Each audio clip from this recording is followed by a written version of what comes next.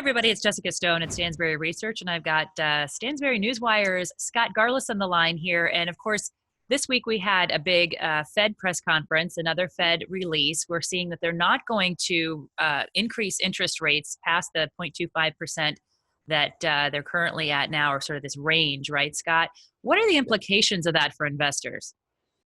Yeah, I think this is a very good thing for investors. This is a good thing for the economy and the markets. The Fed is going to do everything it can to support economic growth. In fact, they said they're willing to do more Treasury and commercial mortgage-backed and residential mortgage-backed security purchases. So they want to do everything to make sure this nascent recovery takes off and is prolonged.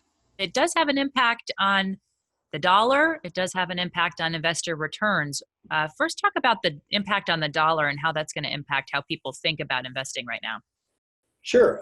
So if you think about it this way, the Fed wants to provide what's called liquidity to the financial system. They want to make sure that businesses and individuals are able to borrow. And by letting them borrow, making it easier for them to borrow, it makes it easier for them to spend. And again, they want businesses to be able to borrow because they want to keep people employed right now. One of the big concerns with the economic shutdown was if there isn't any economic activity, businesses aren't operating and people aren't working. So they're trying to bridge the gap to get to the other side where the economy gets going again and returns back to what we want to call normal. So because there are more dollars in the system now, the value of the dollar is going to drop.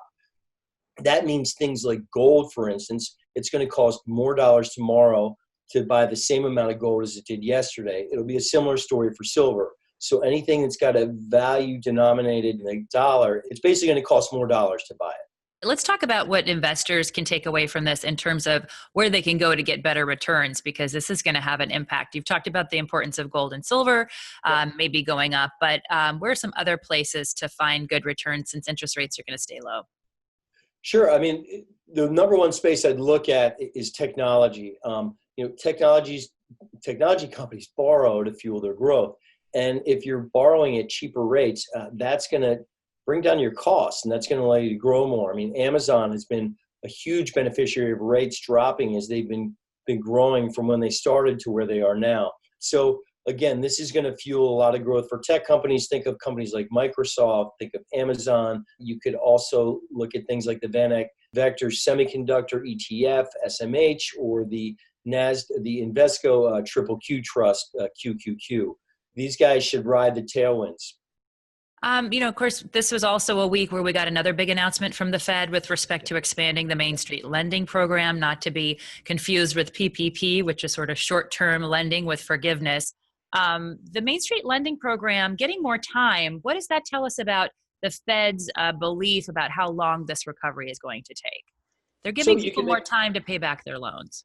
Yeah. You could make a couple of arguments here. You could make the argument that the Fed is extending the length before people have to pay back these loans or start paying back these loans because they're worried about growth. Or you could look at it the other way. You could say, look, the Fed does not want to choke off the recovery that's just getting underway. The Fed has basically told us that the economy has bottomed and it's starting to get better, and they expect growth to rapidly pick up in the third and fourth quarter of this year. The World Bank has said the same thing. We had the OECD came out and said the same thing very recently, and the European Central Bank has told us the same thing. So, I would think the one thing the Fed doesn't want to do is come back and make people start paying back these loans too quickly. They don't want to choke growth off for businesses. So they're going to extend the terms of the loans by a year, and they're going to extend out when you have to start paying them back by a year. So much of the coverage we're seeing of Jerome Powell's press conference is not bullish, it's bearish. Yep. And yet we're seeing each unemployment report be more and more positive. We are seeing more people come back to work. We are seeing economies open up. What's your take on why we still don't have the mainstream financial press sort of on the same page with you? It's funny you ask. I feel like the market has bounced back so quickly and confounded so many people, and they don't understand. It's just easy to take the other side of that and say, hey, you know what? We're up 40% from the bottom. We're going back down. So it's easy to take the negative bent. It's hard to take the positive bent because if you just look at the law of averages, chances are the market's going down right now versus going higher.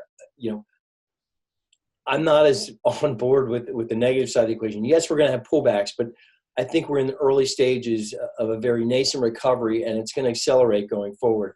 And that's why I still remain positive on the markets. All right. Thank you so much for that nuanced and thorough point of view. Scott Garliss there from the Stansberry NewsWire. And if you would like to see much more content like this, where you will sometimes and maybe frequently hear something you won't hear anywhere else, you can also find us on Facebook, Instagram, and Twitter. And don't forget to subscribe to our YouTube channel. Thanks for joining us. That's all for now.